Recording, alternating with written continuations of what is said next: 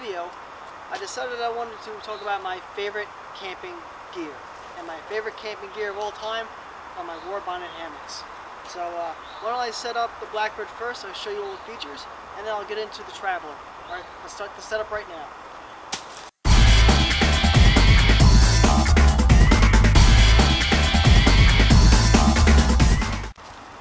There you go. Let's get a little more detail as to what the Blackbird has to offer.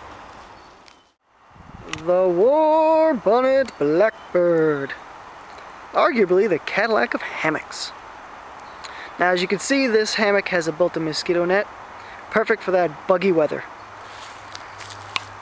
To get in the hammock, it actually has a full-length zipper access along the length of the hammock. It has a tie-out on one side to open up and make it much more roomy on the inside. Has a 100-inch Ridgeline, which helps keep the mosquito net off your face. One of the suspension that it comes with is the adjustable webbing suspension, which is what I have on here right now. I'll show you how that works in a few minutes. And my favorite feature of this hammock is it has what's called a foot box, which I'll show you in a few minutes how that works. And my second favorite feature, the shelf. Boy, I love this shelf. Hello, Shadow. Alright, let's get into that suspension. Now, I received this Warbonnet Blackbird probably about 2.5, 3 years ago. So this is one of the buckles that he was using at the time. He no longer uses this buckle, but I'm going to show you how this buckle suspension works right now. On the Traveler, which I'm going to show later on, that's the new set of buckles he's going to be using. So basically, it releases the tension, and if you needed to increase the height of the hammock, just pull on the cord, locks into place. For added comfort, if you needed to, you could tie a half hitch. Relax, you can duck your head. Make sure you tie that slippery half hitch. Now, once you set up your hammock, you want to make sure that the head end is just a little bit lower than the foot end.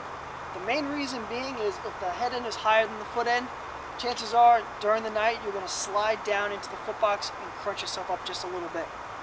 Another unique feature about this hammock is if you don't want the bug net on, say if it's a colder season, the bugs aren't a problem, you're able to take the bug net, not off, but you're able to move it to the side and it won't be a bother, just like this.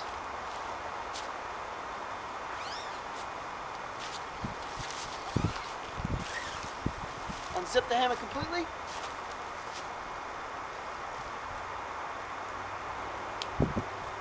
Undo the tie-out.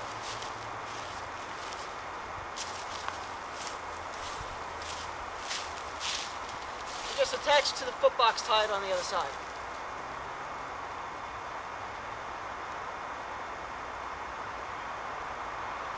There you have it.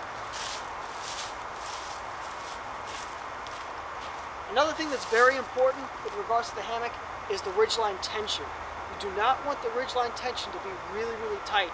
It's really going to affect your leg. You want a nice, loose ridgeline when you take a seat. You want that ridge line still to be loose. See how I'm able to move it with my fingers almost vertical at a 90-degree angle? And when you lay down, again, you want to be able to move that ridge line about 90 degrees.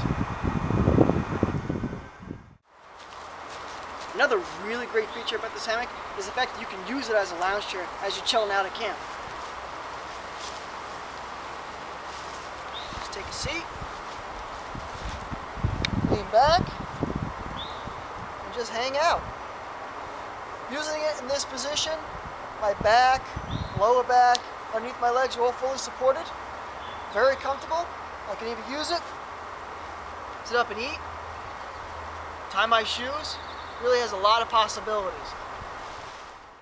Alright, let's get inside this hammock as it's fully staked out and show you the great features it has as you're laying down.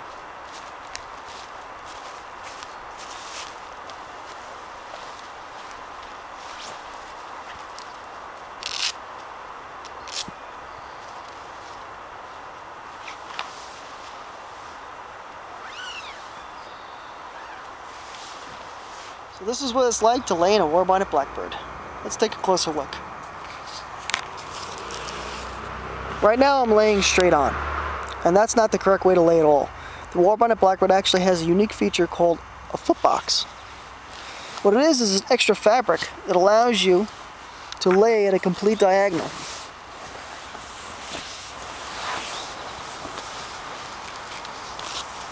To me, this is my favorite feature because I owned a Hennessy hammock before, and I was getting a lot of calf cramps because the fabric was pushing against my feet. This extra fabric in the footbox area for the Warbonnet Blackbird took that discomfort away immediately, and now I get much better sleeps at night.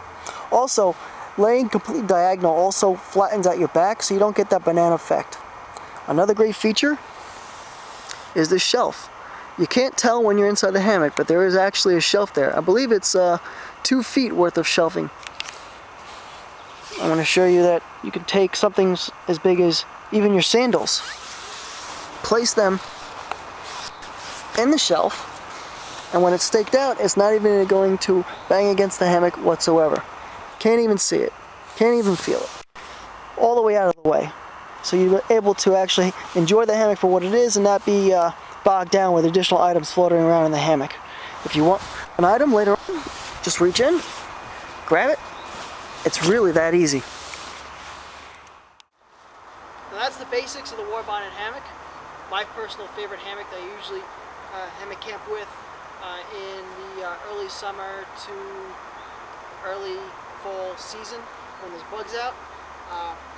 Again, this hammock has a dedicated head and a dedicated foot end. So when it's in the stuff sack, it's kind of hard to tell which side's the head, which side's the foot end. So what I do is I tie a little yellow piece of rope to the head end, so when I'm about to set up my hammock, I know which side is the head end, and it's easier to set up. Let's get into the Traveler. This is the Warbonnet Traveler. It's lacking a lot of the features the Warbonnet Blackbird has. I would recommend that this hammock only be used without a bug net in, obviously, no bug season, so it would be early spring, winter, late fall seasons.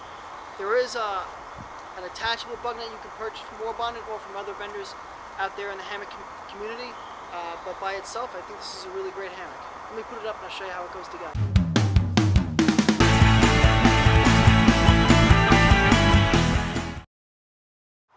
Okay, here she is all set up. Now, I forgot to mention when putting the Warbonnet Blackbird together, the distance between the trees you want is between 12 and 15 feet. It can be more or less, but the ideal is between 12 and 15 feet. Same thing with the Warbonnet Blackbird. This has a ridgeline, and you want to keep the ridgeline nice and pliable like I showed you during the Warbonnet Blackbird setup. Now if you notice, this thing does not have a bug net, and it also does not have a footbox area. Because of that, it has no dedicated head or foot area. So when you set this thing up, you don't have to keep one end higher than the other. You can actually keep both ends pretty much the same. For me personally, when I'm about to lay in this hammock, and I know which way I want to lay, I tend to put the foot area that I'm going to lay just a little bit lower. That's for my comfort. You may figure things out differently on your own. Now, same thing with the Warbonnet Blackbird. You can take a seat and use this as a lounger and just lay back, relax, and enjoy yourself. You can eat sitting up, tie your shoes sitting up, nice and comfortable. Let's take a closer look at the new suspension that Brandon has put on for the 2011 series. Okay, here's the new buckles that Brandon's using for the Warbonnet hammocks. This is only for the adjustable webbing suspension. Obviously, if you use the tree and line strap suspension, it's going to be a little bit different, but let's just stick with the adjustable webbing suspension because that seems to be the easiest and probably the highest selling suspension that he has with his hammocks.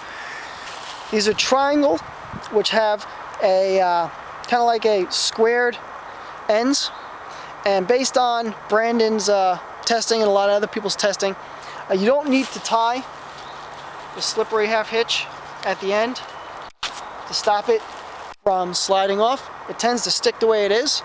The only complaint that I have, and a lot of other people have as well, is when you want to tighten it, it's easy to tighten. When you want to loosen it, it's a bit of a pain in the ass to loosen. These are actually one of Brandon's carabiners. They hold about 1,000 pounds each.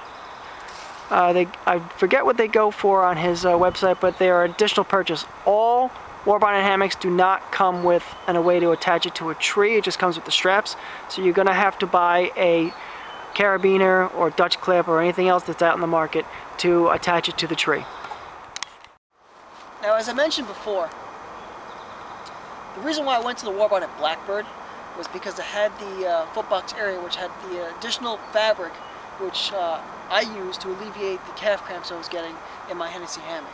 There's nothing wrong with his hammock, but for me personally, I had a problem because I kept getting calf cramps.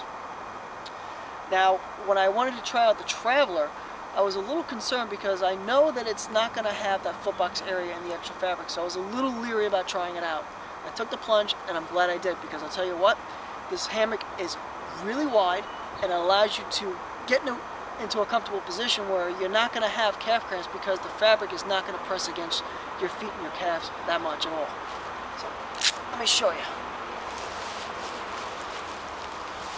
Get in. Now, again, I'm laying straight out. That's not the way to lay in a Warbonnet hammock. You want to lay at a diagonal. So, look at all that fabric you got to play with. Get in your comfortable position. And there it is. I gotta tell you, my feet are not cramped whatsoever. Now, the great thing about this hammock as well is there's no dedicated head or foot area. So if I wanted to change my position, I can. I'm really liking this hammock a lot. I can't wait to test this thing out in the winter time and see what it really has to offer. The only thing I'm really going to miss is the shelf. I don't have a shelf, and that's going to be a bothersome to me personally, but I think I can get around it. There's vendors out there that sell Ridgeline attachments where I can put pockets on the Ridgeline, I can stuff items in it, or I don't have a bug net, and I have a lot of freedom. I can keep my backpack relatively close to me, and I can reach in and stuff things in my backpack and take out as necessary. So I don't think I'm going to have too much of a problem with this particular hammock as far as storing items. Well, there you have it. Warbonnet Traveler. I'm really excited about this hammock. I can't wait to test this thing out in the later part of the year, late fall, early winter, and give this thing a really good testing. But I'm really excited about this new addition to my arsenal of hammocks. Hey, Water Monkey, what's the deal with the Ridgeline? That hammock doesn't have a bug net. Well, that's a really good question. Freaky deaky voice of the woods. I better answer you. Alright, you notice the Traveler has a Ridgeline. And the main reason for the Warbonnet Traveler to have a Ridgeline, and also the main reason for a Warbonnet Blackbird to have a Ridgeline, is to maintain a constant sag. Notice that the hammock has a nice bellowed sag. Each Warbonnet hammock comes with a 100-inch long Ridgeline, and it helps maintain this sag. You do not want to have your hammock strung up like this, because you're not going to have a nice, comfortable, even lay. Later on, especially for the Traveler hammock, if you're able to eyeball the amount of sag that you want, you can take the Ridgeline off, but that only comes with experience. For the Warbonnet Blackbird, I would suggest keeping the Ridgeline on only because it keeps the bug net off your face. Well, hope you enjoyed. Hope you've gained a little insight into my favorite hammock out in the woods. There's other vendors, but this is my personal favorite. I hope you enjoyed. Water Monkey approved.